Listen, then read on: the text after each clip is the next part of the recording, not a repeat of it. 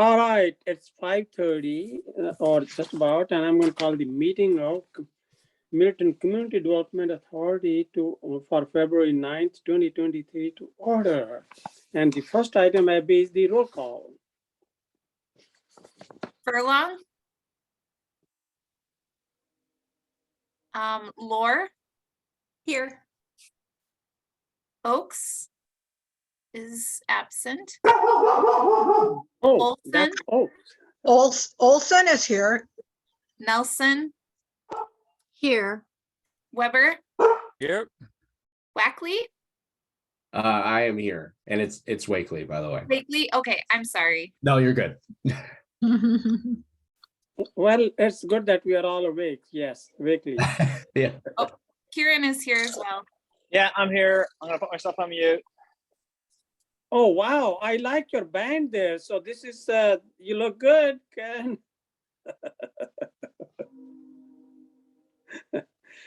Okay, well, so we have only one person missing, right? Actually, Kari is here also. Everyone is here. Kari. Whoa.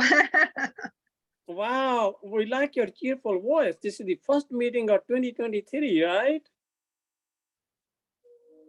Yes. Okay, we don't need the answer to that. So, okay, so the first item on the agenda is the approval of the minutes, and I'm sure you all read. So I guess since two of you were not in that meeting, but anyway, other than those two, well, actually, we were going to have an introduction. So, Abby, do you want to? Well, let's ask Mr. Wakely, and also last time you already had. They've met Carrie. Carrie Lord speak, right? So, but if you want to say anything again, you are both welcome. Well, we are waiting for you. Quinn, do you want to say who you are and what gets you excited in the morning? You get excited, how? I'm going to go to CDA meeting today, right? Yeah, that got me up today. Got me through the snow. Well, hi everyone. Nice to see all of your faces via Zoom. But my name is Quinn Wakely. You can call me Quinn. But I moved to Middleton like 7 months ago. But currently I'm a Master of Public Affairs student at UW-Madison. I was working at the Wisconsin Foundation Alumni Association before then, so nonprofit work, but I'm hoping to get into more local government, which is why I am here and interested in being a part of this committee and participating in local government in the city I live in. Well, welcome, Quinn, and you're going to be phenomenal. So I think, you know, I like you're just only 7 months and you're here. Hey, let's get going. And I think that's awesome. Carrie, do you want to say anything more than what you said last time, which I missed the last time? Or did you already introduce yourself last time? I don't know. The last meeting didn't happen. I wasn't Go at ahead. the last meeting was I was on vacation, but I had been in a few meetings before then in 2022. But good to see everybody again. I'm Carrie Laurie. Been in Middleton, living in Middleton since 2013. I work in association management and education and programming. So I work right in downtown Middleton and love living in the area with my family. And so just love all that Middleton has to offer. And I am a UW alumni, so. Oh, welcome, Carrie. And by the way, she's a Fulbright scholar. She spent some teaching in Germany. So learning some German and other, well, actually teaching English to German. Right. So. Right. So I have an English, I actually have a teaching degree. I have an English Yes. teaching degree and then went to association education. So That's awesome. Well, does anybody else want to say anything, how your 22 went or anything that you want to share before you make a motion for approval of the minutes? Okay, well, otherwise, okay, I will make a motion to approve the minutes. Need a second. I'll second. This is Katie. Katie, that's awesome. So, well, any questions or comments or any changes or anything? I think did a phenomenal job in recording everything as it should be. Well, if not, all those in favor of the approval of the minutes of the Community Development Authority for October 13, 2022, say aye. Aye. Aye. Aye. And those opposed? Well, all right. Motion passes unanimously. Now we have Andrea Van Nest there as well. So, okay. So, well, actually, we already did the welcome to Quinn, so we can move on to the next item. That's a big one. That the Edward Jones lease for 1 year lease negotiation for the years 2023, 2024. This is 7448 Hubbard Avenue. So they are really, making they're really tough negotiators, Abby, right? Well, so they're actually on holdover right now from their previous lease, which expired on 1/31 of 23, but there is a holdover provision within that lease.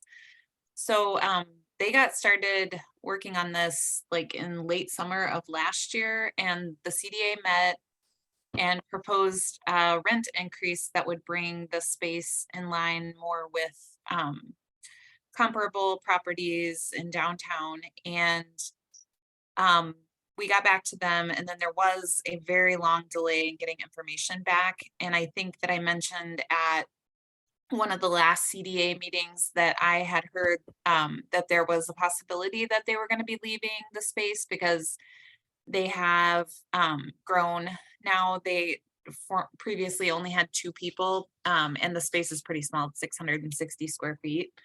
But they have another person working in the office now, and I think the CDA members who have been around a while also know that there were some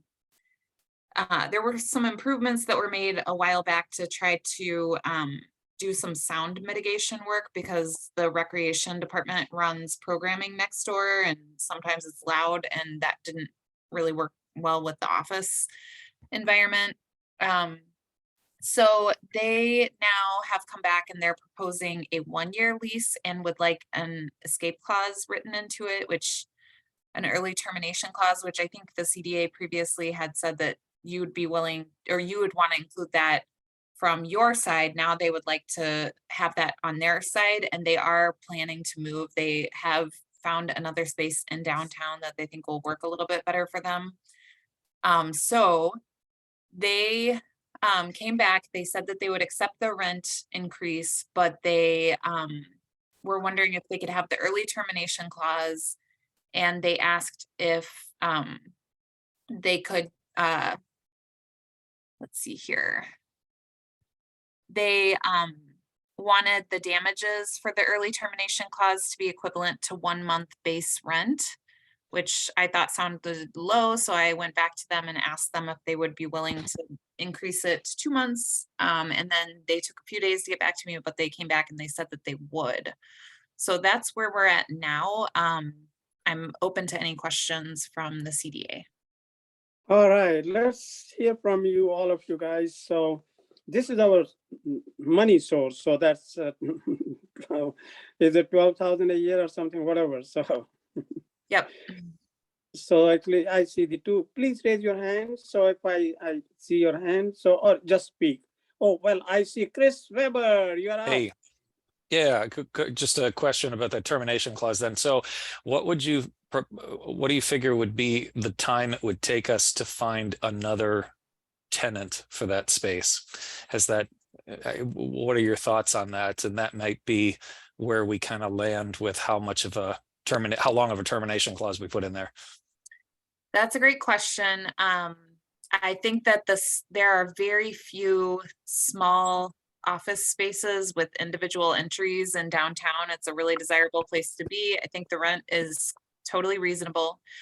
The one thing that might inhibit our ability to get a tenant is the uncertainty about the building itself, because we're working on the community campus plan right now, and we don't know long-term what will happen with that building. And so I don't think that the CDA would want to enter into a long-term lease. So that's where I think we might have trouble getting a tenant. Okay, Carrie and then Katie. I think the KF iPhone, that's Carrie. That's Kieran. Oh, Karen. Sorry, that's me, indeed. Hey, so first of all, Abby, well done on the negotiation, getting them up from the 1 month to the 2. Look, I think in line with Chris's concerns, like, well, how long will it take to get a new tenant? Should be relatively quickly, and we don't have anyone knocking on our door right now, do we? No, but I don't know that, I mean, no one would really know that it's available at this. Right. Okay. Yeah. Well, look, I mean, but that means it's not like we have other options on the table at the moment. It's what, Edward Jones are looking for. I think they've been clear with you. They're moving on. So we'll probably want to start rustling up some interest. But on the whole, I'm fine with the 2 months that you're proposing. Okay, Katie. Thank you. I think great job, Abby, on the negotiations, but I think you might be able to turn the no long-term lease into a positive. And some people's businesses, they don't want to have to sign something that's too long. So make that almost a feature in your advertising it. Okay. Are you thinking 1 year, Katie? I don't know what you have in mind, but I think a typical lease is 3 or 5. At least that's when I was looking for studio space a few years ago. Some people who are just starting a business, they want to make sure they can really have a go at it. And 1 year might sound really attractive. Okay. Wow, that's the business person's perspective. That's pretty good. Kathy. Yeah, I agree with Katie. I think that there's some potential there to market it that way. My question is kind of a concern about the incompatibility with office space and the art center and the noise generated there. Is there any agreement we could make with the rec that, so depending on what kind of tenant we get, that they wouldn't be disturbed like that in the future? I mean, this is what the art center doesn't bring us in the funds like the rental does. So I'm just concerned with the incompatibility there. Yep. And I think that they had worked out a pretty solid arrangement with the financial advisor at Edward Jones, where they talked about the classes that were disruptive to his business. One of them was Taekwondo. As you can imagine, that might be loud and annoying if you're trying to have a meeting. So they just stopped scheduling those classes in the summer months, which is basically they don't really, their programming doesn't generally overlap with the normal office hours aside from the summertime. Excellent question, Kathy. So, Kari Oaks.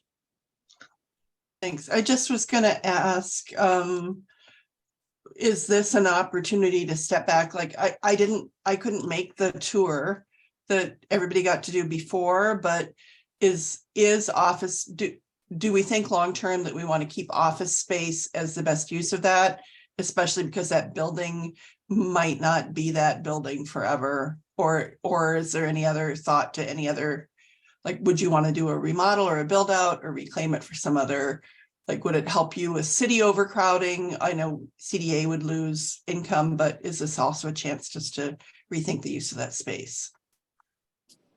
Excellent, great thinking. Okay, so, well, I guess this is the only option which we have right now. So, so somebody then is willing to make a motion. I guess it's good that we will have 2 months. And Gurdeep, can I make another comment here? Go ahead, Kathy. Yes. Abby, do you think it would be worth getting Tammy up to speed on what we know today and see what her thoughts are? I was just thinking, I had mentioned it to Kylie. I haven't seen Tammy, so I haven't talked to her about it. But I was thinking it would probably be a good idea to just mention it at the next department head meeting, which is in, I think, 11 days, just to see if anyone else has any potential uses that they want to propose. So I can bring back some ideas at our next meeting. Well, just shows she knows what's going on, is what I'm Yes. looking at. Yep, I'll talk Another- to you. Another excellent point, Kathy. And Karen, you have still your hand up. You're up. You can say anything that you want, or please. Yeah, I was going to make the motion to approve the lease. Okay. If We there's need no a more s- comments. With the Okay, need a 60-day, with 60-day notice, is that your motion? Yes, with the 60-day, exactly. That's because that we had negotiated that. Do we have a second? Yeah, I'll second it. Okay. Second by Chris. Let the discussion begin now. Well, if there are no discussions, I don't see any raised hand. All those in favor of the motion to approve the lease with Edward Johnson as negotiated by Abby, and it will have a 2-month period of notice, say aye. Aye. I, Anyone opposed? Well, all right, the motion passes unanimously. We are on to item number 3 already now, so that is an ordinance. Ordinance relating to events at Stonehorse Green and to require special event permit application for city-sponsored events. Abby, you want to take it? You already have the draft ordinance. We spend a lot of money on this one. We want to use this very efficiently, and it should be available, I mean, it should be used. And let's make it simple, straightforward, and not make it a cumbersome process. Yep, so the ordinance that's in your packet has gone through some revisions, which I think the goal is to simplify things a little bit in terms of the regulations and instead defer the decision making to the CDA. So there's even a part of the ordinance that says, let's see here.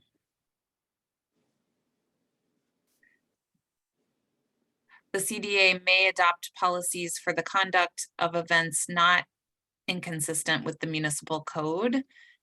And the other key, the other key factor in this draft version is that it limits who is able to organize an event at the Stonehorse Green to a city department, a city commission or committee, the Middleton Cross Plains School District, and the Downtown Business Association. I think that maybe there needs to be a little bit more clarification around this because we have a halftime event coordinator and he alone is not going to be able to organize like every aspect of an event. So a lot of this involves partnerships, and we did bump up against some concerns from the CDA about whether something that we were proposing was consistent with the draft ordinance. This ordinance has not been approved yet.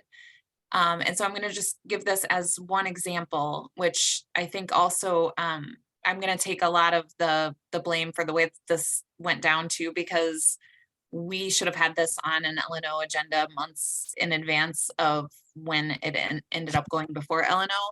But Matt Stroh-Snyder, our downtown event coordinator, had reached out to Yuri Gusev with the Central Cross Country Ski facility because we wanted to organize a small scale winter festival.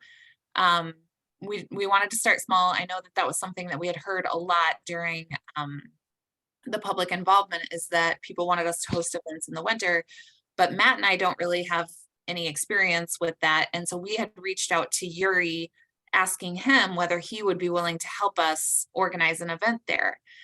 Yuri, as background, organizes the large winter festival that's held at Elver Park in Madison. And we have a connection with him in Middleton because he's building the cross-country ski facility here, and we've partnered with him on other projects. And Yuri said, I don't have the capacity to do that kind of an event at this late in the game, but I could hold the medal ceremony for this ski competition that we're having, and that would bring, you know, a winter activity to the Stone Horse Green, which we thought would be a great way to kind of broach partnering with Yuri, and then maybe it would be able to expand in the future. But we really should have had it for consideration before the License and Ordinance Committee, months before it eventually went there. So we were a little late in the game. The project ended up being denied a permit, and Yuri held the event. It all worked out fine. He held the event at his facility, and it didn't work out for us this year. But what we don't want is for this ordinance to basically mean that Matt is organizing everything himself, because he's, I mean, really, he's only here half time. And so we need flexibility for him to reach out to organizations, businesses, other entities, and say, would you be willing to partner with me because you have expertise in this and I don't. So that's kind of, I think, what we want to make sure we leave enough flexibility for. I just also wanted to note a couple of things that I heard at the Downtown Middleton Business Association earlier this week. There were some questions around commercial sales at the space, and I think that I was actually referring at that time to an old version of the ordinance that prohibited commercial sales, but we wanted to make sure that we would still be able to hold things like arts and crafts fairs and farmers markets at the space. This version does not prohibit commercial sales, so I don't think it has any limitation on those types of events happening at the space, as long as they're organized by the city. But we really want to keep that open, because one of the major events that Matt is working on right now is a Kindle market in December, and he's already partnering with Jolynn, who works for the Art and Lit Laboratory, and they're working with other communities to try to see if there's a way that we can kind of share and collaborate and work together on organizing that. And then another item that was discussed quite a bit at the DMBA meeting is there is a corner bulletin board space that's not quite finished. It doesn't have a covering. Eventually it will have a locked case, and it's a space where we can advertise upcoming events. And the DMBA, some of the businesses had asked whether we would be willing to regularly allow them to submit events that are happening inside of their businesses, that, you know, maybe we would have a Google form and it would be limited to a number of characters. But if Louisiana's is hosting Johnny Chimes, they would submit that to us. And then maybe once a month, we would put together a calendar of events that are being hosted by businesses, but not at the Stone Horse Green. So those are a couple of the ideas that came up. Kathy Olson was also at the meeting, and Katie Nelson chairs the CDA, or I'm sorry, the License and Ordinance Committee, so they can jump in here too. One Yeah, other I thing have- that was brought up was food trucks at the end. I think you had to go to another meeting, and how that would be, would it be just around the perimeter, if that would be considered Stone Horse Green, and how those sales would work too. There was Yeah, also so- a question if wayfinding signage could be put in just to point out all the different places you can go, businesses or other places around Stonehurst Green. Good idea. So, Kari, go ahead. Kari, Thank you. So that I had two main questions, just where I wasn't really, because I didn't really know the context for a little bit of the wording of this ordinance. One of my questions was partially answered about that it's only for events that are organized by, and I just would offer, maybe if you look at rewording that a little bit, to do maybe thinking about something like co-sponsored or co-organized, where some of those people have to be a partner, but it's not just Matt.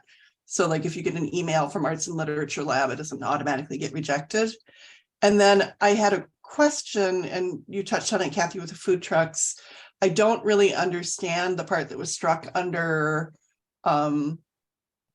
for under the G, making of fires of section 21.04 of 2G.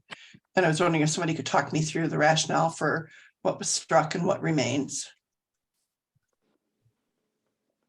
Abby? I actually don't know either. Mobile food vendors, blah, blah, blah. Oh, maybe it's because the city administrator no longer is the chief authority for this, the CDA is, but I don't know. Anyway, I found that really confusing.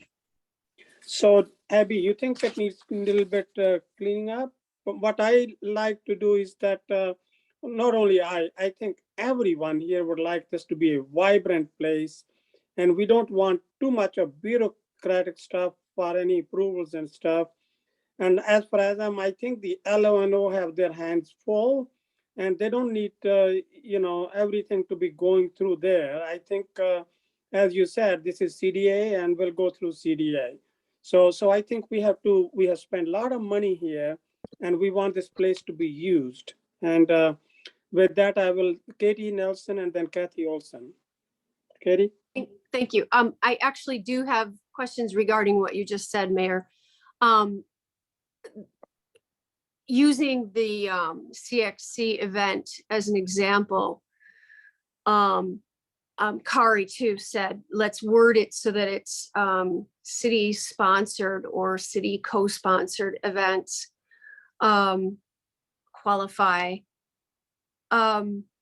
If that isn't in the language, does a city department include a grant from tourism? Good idea. I mean, is a grant from tourism under the umbrella of 3A, a city department? I would say probably not as it's written now. So given that we actually do want to have CXC be able to come and do an event there, even though they're not a city department, they maintain a city park, basically. Mm-hmm. They maintain it for us. We want to be able to make it easy for them. And so I do think we need to have Matt add the language of a city sponsored event or a city co-sponsored event. Mm-hmm. There was another thing and I just lost it in my head.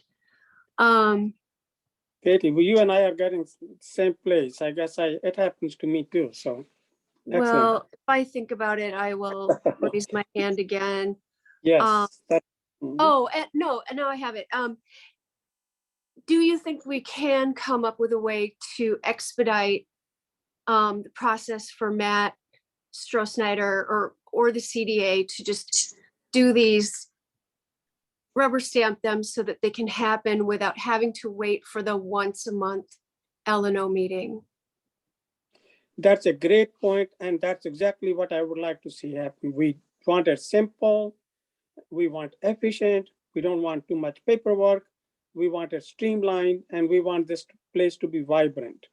And there are times when things come up at the last moment and we could make it work, but if we have to wait for a meeting, then it doesn't work.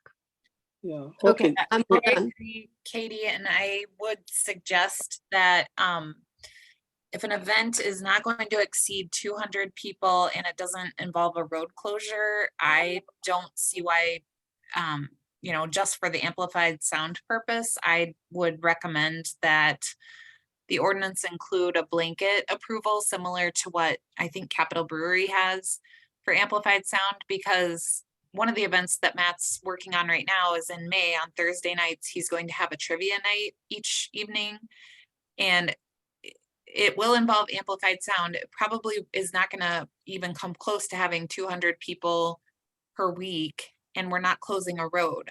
So like for something simple like that, as long as the amplification ends before 9 p.m. or whatever the time is, I would prefer for those smaller events to not have to go through the process. Right. And so Abby was talking about a blanket permit, and for anyone not understanding that, the Capitol Brewery gets a permit for events and sound amplification for the calendar year. And then they're free to have their events. And I think that would be a perfect thing to do for Stone Horse Green. I agree. Simplify, simplify, simplify. Kathy and then Karen. A couple things. However this gets approved and whoever's in the loop on it, so it's got to be somebody who's keeping the calendar. Is there one person who's going to be keeping the calendar, or how? And that person is going to be key to what gets approved and what doesn't. So whoever's doing that, we have to make sure that that person knows about it, instead of having different entities saying, okay, we're having it here, but that person has a lot to do with it. I think in that fire code, and Katie, correct me if I'm wrong, but at an LNO meeting, they talked about the special event permit has a section if you're going to have fires, and that's how that was going to be handled. I think that was how that was, because that section 7 point, if you're going to have a fire, then you would fill out a special event permit in some way. Was that something that, am I remembering that correctly? I wish I could remember. I remember making a joke like, well, I guess the fire festival is out. Oh yeah, you did. Well, we're going to bring so- it back. No, but it might be something with that. And another example of this is when I'm on tourism, we approved a grant for the square dance round dance championships, and they're going to be in Middleton.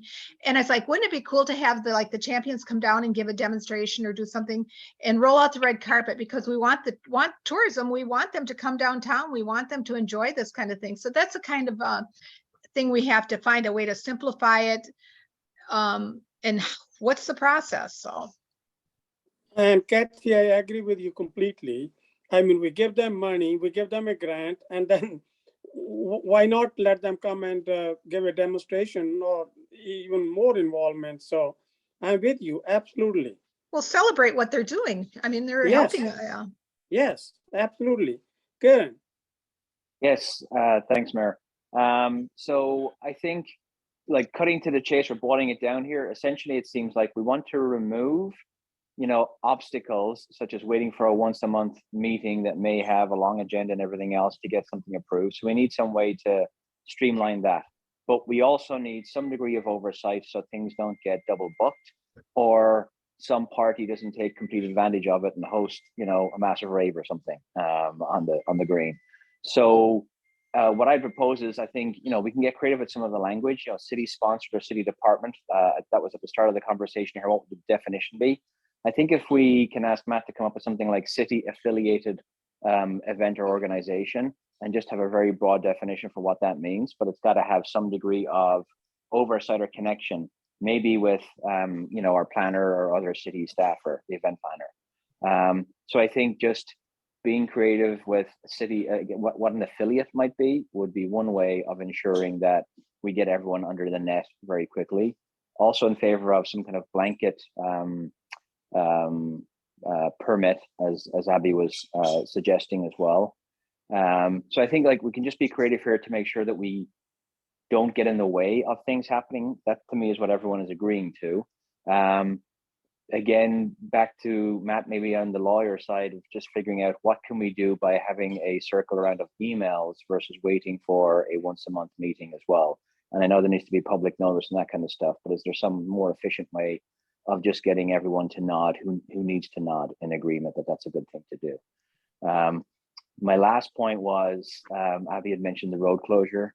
Man, I'd love to see that part of every event that's hosted at Stone Horse Green, but I recognize that's a fight for another day, and I won't bring it into this conversation. That's all. All right, so we all agree, simplify, somebody to keep track of things. And so Abby, do you want to go back and make those changes before you bring it back? Yes, I can do that. Okay. Should we already, I think we've all agreed that we want to get the amplified sound for the season. Should we go ahead already? And we can do that without having the ordinance in place, correct? The blanket one for the season, or for Agreed. whatever, for the year? Yeah, I think so. And I don't think we would want it for every night of the week even. I mean, it might just be Thursday, Friday, Saturday, Sunday or something. Well, you don't know. And like the brewery, they just do it for the whole year or the school or whatever, and then they don't use it, of course, but it, Yeah, and then it's just there for you. You don't have to stress about which days you have it or don't. And I think that's most efficient use of LOA and others time too. I guess you can see LNO agenda is so huge. So I think let's simplify. Okay, so I guess we're done with this. Abby's she got plenty of input now. And Thanks. remember that she has to leave at 6:06. And if anybody else wants to provide more input, you can always send email to Abby. So. Okay, we move on to the next item. That is the staff update on 2023 events at Stonehorse Screen. Abby or Matt, if he's there. Matt is taking the evening off. So I'll Okay. just go to, let me see here. Sorry, I don't know if my screen share was set to share whatever was showing up here, but here's the website for the Stonehorse Screen, and Matt has listed all of the upcoming events that we are hosting at the Green at this point in time. So we have Seussapalooza, which is a celebration of Dr. Seuss's birthday. On March 18th, he's doing the Shamrock Hop featuring Slip Jig. In April, he's doing Earth Day, which is a celebration of Earth Day along with John Muir's birthday. These are the trivia nights that I mentioned that are happening on Thursday evenings in May. This one, I think he needs to, oh, that's right. he's working on this. He was trying to do, he thought it was a funny idea to have a heavy metal musical festival, but to not make it heavy metal music. But I think that there was maybe like just the name being out there started to be a concern for people. So he mentioned he was reworking that one. Make Music Day, which is in partnership with the DMBA. And then Summer Fun is coming back in July. We are going to work with National Mustard Day to expand the festival down to the Stonehorse Green pending firm road construction plans, because the downtown streets are all being reconstructed and repaved this summer. So we just we don't have the full construction calendar yet, so we don't know for sure, but our plan is to work with the Mustard Museum on that. And then Strollin will be coming back in September. As a partner to Summer Fun, we'll be doing the Fall Fun events again. He's set the date for Light the Green, and then he'll be doing something in December as well. Great start, Abby. And one thing which I see missing here is the art. You remember that we're going to do some of the art thing. So why wouldn't that be part of it here? So And the Arts Committee made a decision to hold the art walk on Terrace Avenue again.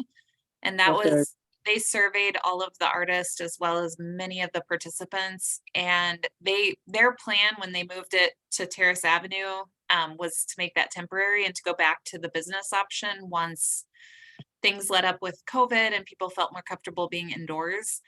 But what happened is people really liked the outdoor festival and they didn't mind setting up the 10 by 10 tents like we thought. And so people asked us to keep it on Terrace Avenue this year. okay, well, if somewhere along the way you want to expand it and have part of it here too. And Andrea, you have a hand up. Go ahead, please. Yeah, the businesses aren't necessarily thinking bring the artists all back into the businesses, but finding a way to integrate the Terrace Avenue traffic into downtown. It just seems like not using Stonehorse Green to do that is a missed opportunity.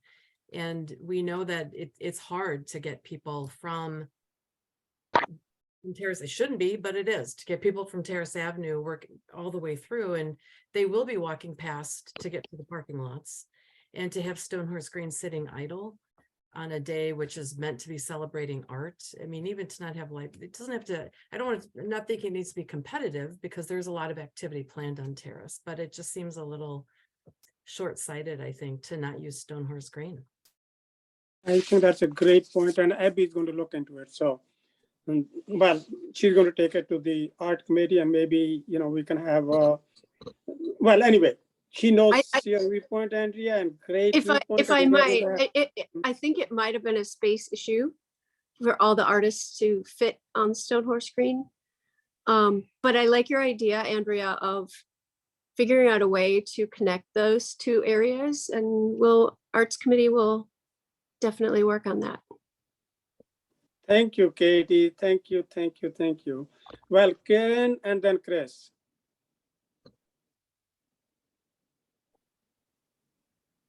Karen, I can go until he's ready.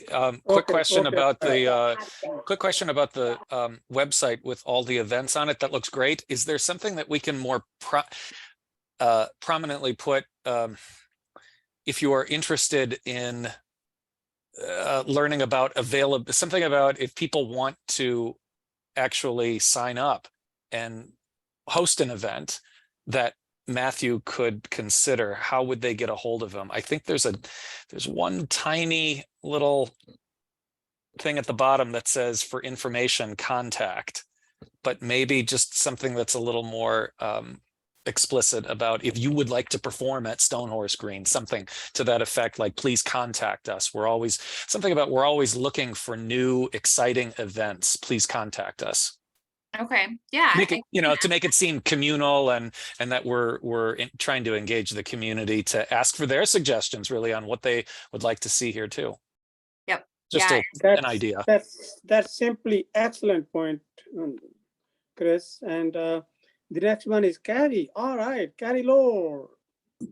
I was going to say, yes, like making that prominent to Chris's point would be great on the website. I like that the events are more prominent on the web page too, because I did last fall have a lot of neighbors. Like I'd say, oh, this is going on at Stonehorse Green this evening. And they're like, where do I find that? And it was kind of, you had to dig through the website, or like it's promoted, like put it on Instagram, put it all over, because I think that it was just, I had to direct a lot of people where to find the events.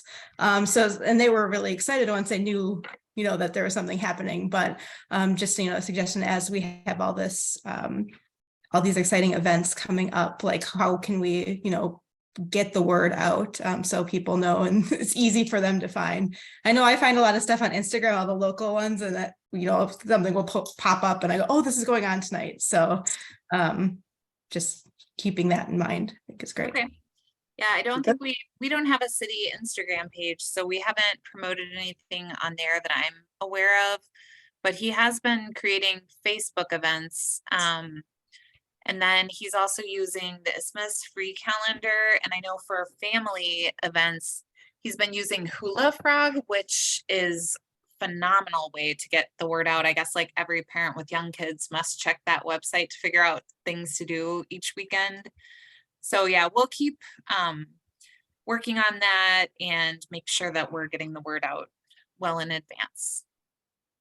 That's simply excellent suggestion, Carrie. This is, we all like it. So, well, anyone else?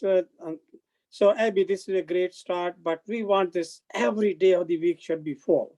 We want something happening there. So I think this is a great start, but I'm sure with time that will happen. And everyone on CDA, I'm sure would help. And Andrea's hand is up, and Andrea would be more than happy to help with all the business people coming together. Andrea, go ahead. We also have been posting all of these events on the downtownmiddleton.com website, as well as all of the Downtown Middleton social media channels. So hopefully that creates interest as well. And I think that tourism, I think they're putting all the events on Visit Middleton as well. And let us also spread the word, and I think that's how we will make this place vibrant and popular. Abby, go ahead. I was just going to say also Andrea put together a calendar of that includes all of the Stonehurst Green events, but also all of the DMBA events and all of the larger events like Bachfest and National Mustard Day that are organized by the downtown businesses. So we could also include that on the bulletin board once we have the actual case. Excellent. And next one is Kathy Olson. Abby, do you know if tourism has an Instagram account or if they're pushing this stuff out to that? I mean, it might go through, funnel through them. Yeah, they do have an Instagram page. That's good call, Kathy.